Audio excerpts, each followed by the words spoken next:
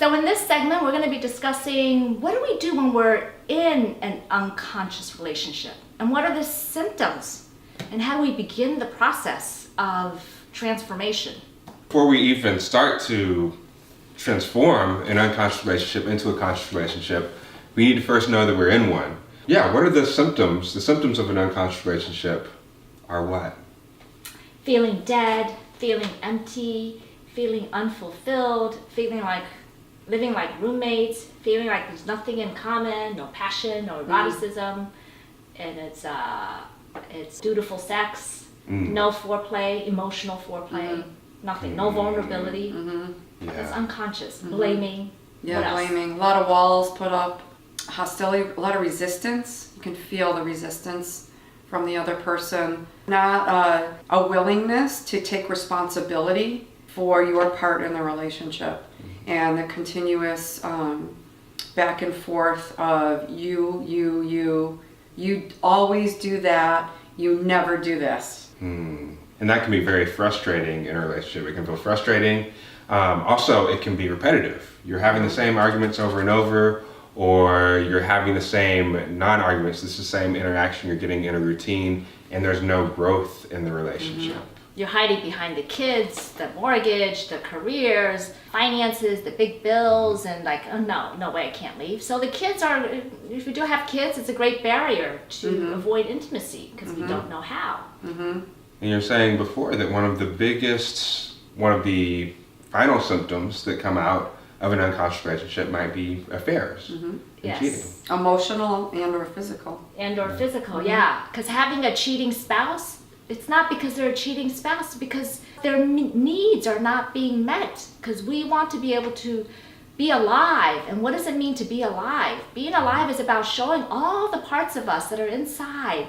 The calm ones, the quirky ones, the adventurous ones, and having our partner be accepted for showing the colorful landscape. Because we want to come home. We want a partner, a conscious partner that is able to hold space for even our ugly parts. When we get angry, it's like, oh, okay, she just got triggered. I know she call me all sorts of names, but let me step back and get curious about what my role is that I played into triggering her. Right. So that's going from unconscious to conscious, but basically when you have these symptoms, be it from feeling frustrated to feeling dead in the relationship, feeling repetitive, no growth, or to affairs, if you have those symptoms, you might be in an unconscious relationship. And so we really want to get to the question that Emily started to answer, which is, what do we do once we're in an unconscious relationship? Do a U-turn. Okay, what do you mean by that? Everything in the internal family systems model, which Percy and I are trained in, and Denise has so beautifully started a journey of finding her true self. She's looking inward, so we got to look inward. How does our past contribute to the current state of our relationship? Because our childhood wounds and scars are showing up brightly in our relationship. So it's not about judging, blaming, criticizing. It's about, what is inside of me that is triggering his or her mean parts? How did I contribute? Yes. Okay. Yes. So there's the looking inward part of it. I guess for me, I can get that by a concept if I'm listening. What would be the first step? So let's have Denise role play with you.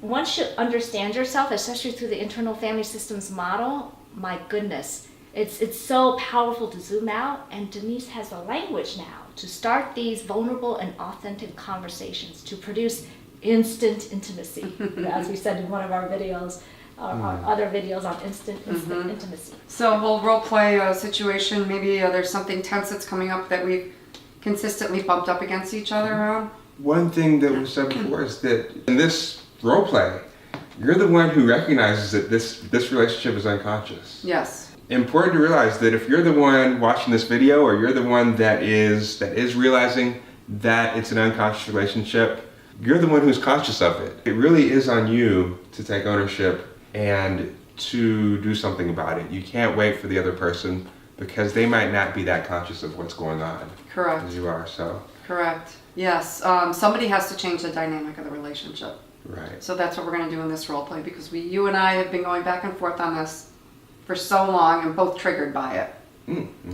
So as gaining more awareness of my parts inside and what is being triggered, Percy, we've gone back and forth on this many times, and we don't seem to be making any progress. And I know from the work and the curiosity that I have about myself, I think I know where that's coming from. And I would love to share that with you, like what part of me is triggered right now and how we might be able to move past that. But at this point, I feel like I want to leave, which has been my pattern in the past, is just to leave because I don't want to deal with it. And I don't want to do that in this situation. I do want to make a change. So if it would be okay with you, I'm just going to go take a few minutes, kind of gather myself, and I'd like to come back and share with you the parts of me that are not feeling good right now and why that's the case. Whoa. Okay. Is that all right? Sure. Awesome. So when I'm hearing that and I'm on the receiving end, I am, first of all, I'm noticing that she's speaking for her own experience. She's not saying anything about me.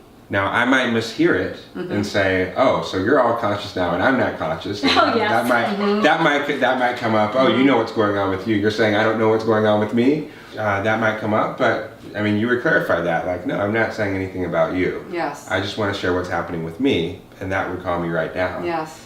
And so when she's not talking about me, I really can't argue with her. If she said something about me, I could say, "No, I'm not that way. You're this way." But if she's saying, "I'm feeling this way, and this is how I am, and this is what I'm feeling," I can't tell Denise, "You're not feeling that way." I can't argue about that. This is the U-turn. Right. The U-turn, right. I feel. I'm afraid. Right. I'm curious. I often tell my clients to literally, when they are talking with their partner, to hold the finger out in front of them to remind them to talk about yourself and to talk about your own experience. And that way it keeps it from getting into an argument. You're not crossing the line, you're not crossing the boundary by going into talking about the other person. That's not your job. Your job is to own what you're feeling and to talk about what you're experiencing. And it's a way that the other person can much more listen to it.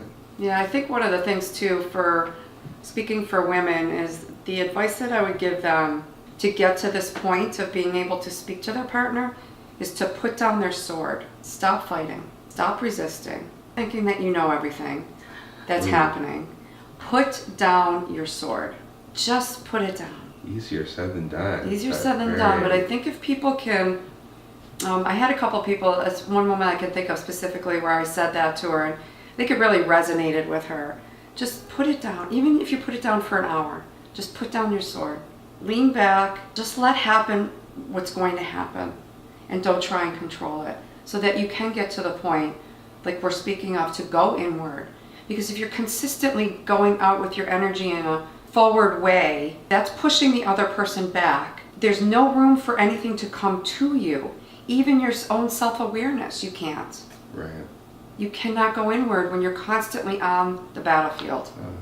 So I'm gathering that this is the sword. The sword of, yeah, right. Yes, exactly. And you. How come you never pick up the clothes after Yes. you get home from work? Yes. Can't you see that the laundry is Yes. crazy? Feed Yes. the kids, walk the dog. Yes, and everything that he says is a battle. She doesn't go along with everything. She doesn't believe that he's working in her and their family's best interest. So because of these parts of her that have not been resolved, she feels like she has to constantly fight him.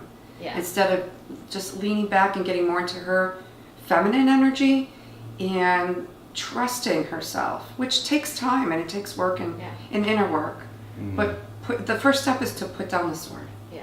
And what she's fighting, let's go a little deeper then, she's being the bully. So as she's being the bully and pointing the finger, that is stirring up the little boys inside of him that was bullied at school, that was told he was never going to be a varsity athlete, that was told that he's never going to be as smart as his sister. What you're doing when you're blaming is you are re-injuring that 5-year-old, that 7-year-old, that teenager, or that junior high school kid that was never that never got a date, or no one ever said yes to him at the high school dance. You're re-injuring those little boys that are holding on to, I'm not lovable, I'm not smart enough, I'm worthless. He's either going to ignore you and just like can't get out of this marriage, I got kids to support, can't deal with her, don't want to have sex with her. That's what a lot of women do this, and vice versa. That's what we're doing. We are attacking that little boy. And why are we attacking? Because the little girls inside of us are not feeling seen and heard by him. So we got to zoom out and look at from the highest self. Right. The response to the attack, you know, whether it's coming from either partner in the relationship, the response is obviously going to be fight or flight. That's our biologically wired response when we are attacked. Yes. So when the sword comes out, that's what we're going to do. We're either going to fight, Yes. right? Right. Yeah. Right. So I think the first step, putting down the sword, like letting the you, the blaming of the other person, really letting it go, letting go of the trying to change the other person, letting that go. Yes. Wow. And as a woman, to know you're going to be okay. You'll be okay. It's not necessary to fight everything that your partner wants. You're talking, and really this is about feminine and masculine energy and how they relate, and they're equal but they're different. How do you respect that other energy within the relationship? Because if you don't have that, you really don't have a sexual dynamic. You don't have sexual polarity. Well, because when you're pointing and blaming, especially on a woman's part, that's masculine energy. It's very masculine How's energy. he going to be attracted to? No, feminine energy is about receiving and surrendering. And putting down your sword. And vulnerability. Yes. That's feminine. Yes. It's like, oh, help me. I need a warrior to rescue me. Yes. And I think a lot of women have, especially younger women, but feel that if they are not combative, that they somehow, and they are in their feminine energy, that somehow they are less than, that they are weaker. When the actual opposite is true, because feminine energy has so much power, but we just don't know how to tap into it. So you're talking about the power and the courage of the feminine. You're not talking about damsel in distress, like doing the dishes feminine. You're talking about the feminine, like strength, power, wisdom. Yes. Right. Yes. So how does one start to express that? How would that come out for you in a conscious way, in an unconscious relationship? I think that my first comment about putting down the sword is the key, because it opens up some space for that introspection. Right. And when I hear putting down the sword, for some people that might mean, okay, I'm putting down the sword, so therefore I'm surrendering and just letting him have his way. Yeah, and that's not. So what's the what putting down the sword? What do you do after you put down the sword? Because you're not surrendering. Right, exactly. Right. Start to get curious. Right, about, and it doesn't even have to be about even yourself or the other person. It can start off with, why are we continuously having the same battle? That kind of curiosity. What is it? Where's my part? I think it's more important to understand your part in it as opposed to going to the other person and trying to determine what their part is. Nobody knows anybody else. Nobody knows what it's like to be that other person, their feelings, their parts that they've created, that have been created. Nobody knows that except that other person. So just keep it on yourself. You know, what is it? Why does this keep happening? You know, what is he saying to me that I'm not hearing? Yeah, so this is about getting curious about, wow, I'm so curious about understanding my parts that trigger you. So that's why I'm doing the personal growth work, that's why I'm seeing the therapist, and that's what I'm trying to bring into this relationship. I know you're not ready for therapy or couples therapy, but I want to just share with you what I've learned. Learned about myself is that my because I really needed to get curious about why I keep bringing the sword out. And why I'm so resistant to whatever that you say, or whatever that you desire and whatever you want. Why am I so resistant? Yeah, because he's probably reminding you of your father that you have unfinished business with. Very true. Yes. That's why we got to work on our childhood things. Yes. So I think the bottom line is, here's my takeaway from this, is what do we do with an unconscious relationship? Number one, work on ourselves. Pick the right type of therapy. You may have been in therapy before where you have gone around in circles and just talking about the same issues over and over again. And so let's have just Denise summarize why internal family systems is so different. Yeah, until we go inward into those parts of us that have stopped us from living the full life that we so desire to live. Until we do that work and make connection with those parts and learn compassion for those parts who love us so much and want to protect us, we cannot integrate those into ourselves. Our energy is crazy. It's all over the place.